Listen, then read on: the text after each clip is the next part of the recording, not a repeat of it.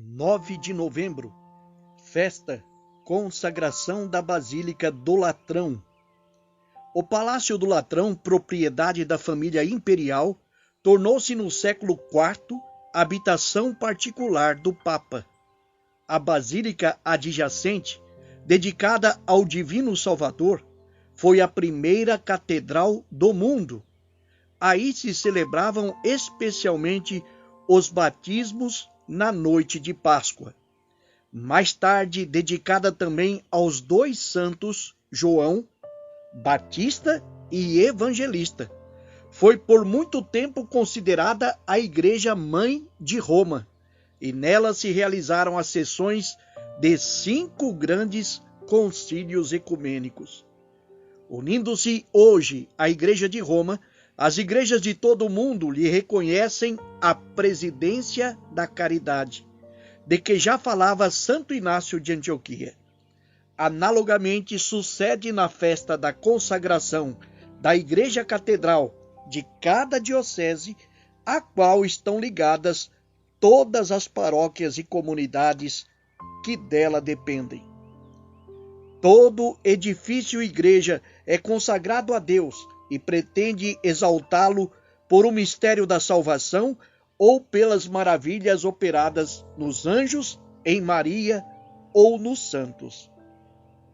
A sigla DOM, Deo Optimo Máximo, a Deus Boníssimo e Excelso, domina o frontão dos edifícios sagrados. Esta é uma festa do Senhor. O Verbo, fazendo-se carne, armou a sua tenda entre nós. Cristo ressuscitado está presente em sua igreja. É dela a cabeça. As igrejas de pedra ou tijolos são um sinal dessa presença de Cristo. É Ele que aí fala, dá-se em alimento, preside a comunidade reunida em oração, permanece conosco para sempre. O cenáculo, a igreja doméstica, as basílicas paleocristãs, as catedrais medievais, os edifícios sacros da Renascença ou do Barroco, as arquiteturas religiosas modernas são sempre qualificadas segundo a dimensão do homem. Em todos os tempos, a comunidade projetou na estrutura de seus edifícios a imagem que tem de si mesma. Às vezes, a imagem de igreja resulta bastante velada. Contudo, jamais faltaram as pedras vivas para a construção do templo espiritual, do qual o ressuscitado é a pedra angular. Proclamação do Evangelho de Jesus Cristo segundo João. Estava próxima a Páscoa dos judeus e Jesus subiu a Jerusalém. No templo encontrou os vendedores de bois, ovelhas e pombas e os cambistas que estavam aí sentados. Fez então um chicote de cordas e expulsou todos do templo, junto com as ovelhas e os bois. Espalhou as moedas e derrubou as mesas dos cambistas. E disse aos que vendiam pombas: tirai isto daqui, não façais da casa de meu pai uma casa de comércio. Seus discípulos lembraram-se mais tarde que a Escritura diz: o zelo por tua casa me consumirá. Então os judeus perguntaram a Jesus: que sinal nos mostras para agir assim? Ele respondeu: destruí este templo e em 3 dias o levantarei. Os judeus disseram: 46 anos foram precisos para a construção deste santuário, e tu o levantarás em 3 dias?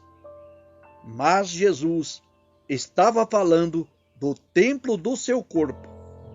Quando Jesus ressuscitou, os discípulos lembraram-se do que ele tinha dito e acreditaram na Escritura e na palavra dele. Palavra da salvação. Caríssimo irmão, caríssima irmã, na festa da dedicação da Basílica do Latrão, em Roma, celebram-se de fato as catedrais de todas as dioceses do mundo. A Basílica do Latrão foi a primeira catedral do mundo. A igreja catedral é a igreja do bispo do lugar. A igreja dedicada a São João Batista e a São João Evangelista, no Morro do Latrão, em Roma, foi durante muito tempo a igreja do bispo de Roma, o Papa. E como o Papa exerce a presidência da caridade entre os bispos do mundo inteiro, a igreja catedral do Latrão simboliza todas as dioceses. Mas o que se celebra não são templos de pedra, e sim os templos do Espírito, as comunidades dos fiéis. A perícope de hoje, João capítulo 2, versículo 13 ao 22, se refere ao templo de pedras vivas, que são as comunidades cristãs, e ao templo que é o corpo de Cristo ressuscitado, que substitui o templo do antigo Israel. O episódio ocorre próximo à festa judaica da Páscoa, e a festa da Páscoa é a celebração da libertação. Em tempo de opressão, o pensamento da libertação se acentuava muito mais. Era esse o caso na época de Jesus. Era tempo de opressão. Por ocasião da festa e para atender às necessidades dos peregrinos, se organizava ao redor do templo, no átrio dos gentios, um grande mercado que oferecia tudo o que fosse necessário para os sacrifícios. Os que tinham maior poder aquisitivo compravam ovelhas ou bois. Os mais pobres adquiriam pombas. A presença dos cambistas se fazia necessária, pois as oferendas deviam ser trocadas por moeda judaica, para evitar as imagens do imperador ou dos deuses pagãos que figuravam entre outras classes de moedas. Tudo era um negócio, principalmente para a classe sacerdotal. O gesto de Jesus é interpretado como uma ação profética. Jesus inaugura um novo tempo das relações do homem com Deus. Jesus, ele substitui o templo antigo, que era a instituição mais significativa de Israel. Mais do que a purificação do templo, Jesus refere-se à substituição do templo. Jesus é mais que um profeta. Jesus é o Filho de Deus. Quando se refere ao templo como a casa do meu Pai, Jesus se apresenta como o Filho, que tem autoridade no templo e sobre ele.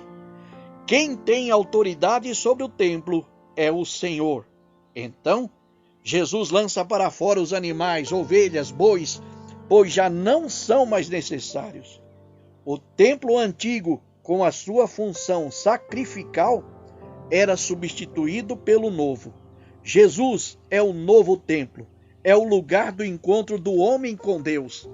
Quando Jesus diz, destruí este templo e em 3 dias o levantarei, ele estava falando do templo do seu corpo. A Páscoa cristã é a restauração do templo destruído. Não se esqueça que o vosso corpo é templo do Espírito Santo, é morada de Deus.